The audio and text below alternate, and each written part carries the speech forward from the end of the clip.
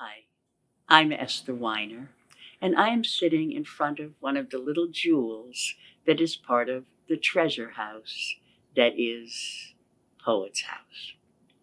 This little jewel is called the Quiet Room, and in it, and perhaps you can even see through the window behind me, are photos of the extraordinary poets who have helped make this house a home.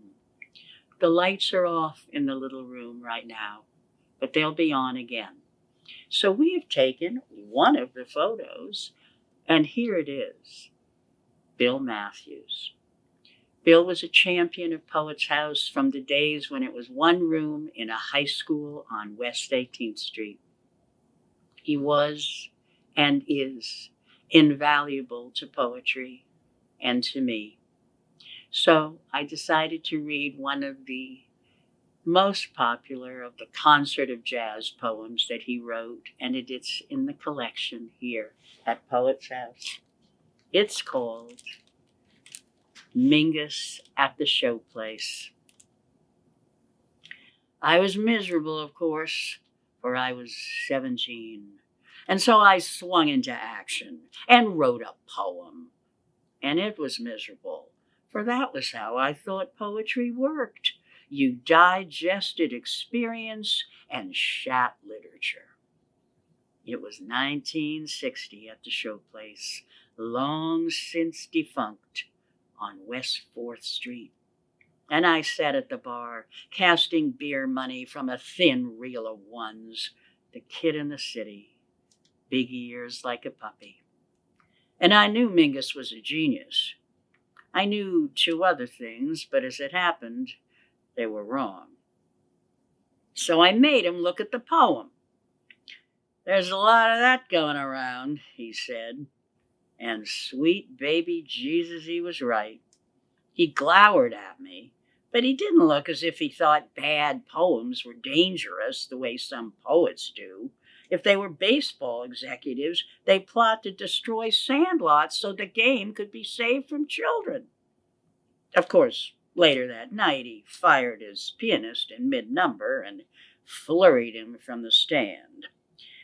"We've suffered a diminuendo in personnel," he explained, and the band played on.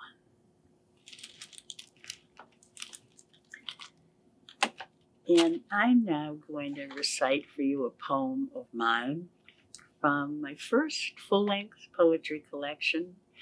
The poem is called When They Were Kings.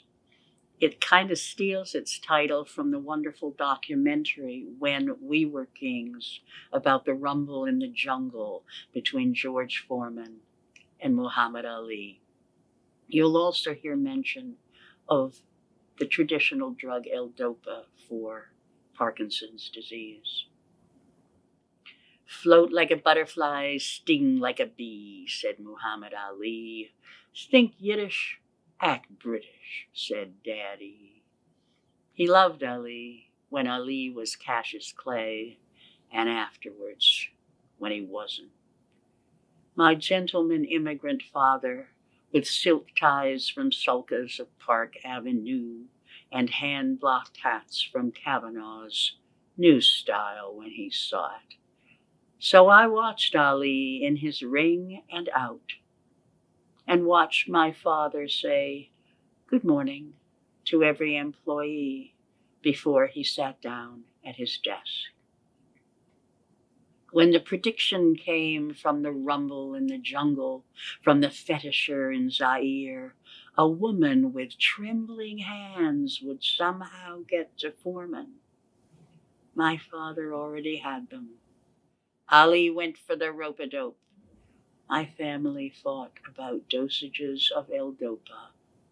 Now Ali fights my father's battle of the trembling hands and tongue. Lucky he rehearsed with Foreman. I wrestled with an alligator for that fight. Daddy is silent, but they're both right. Thank you. Thank all of you, and see you soon.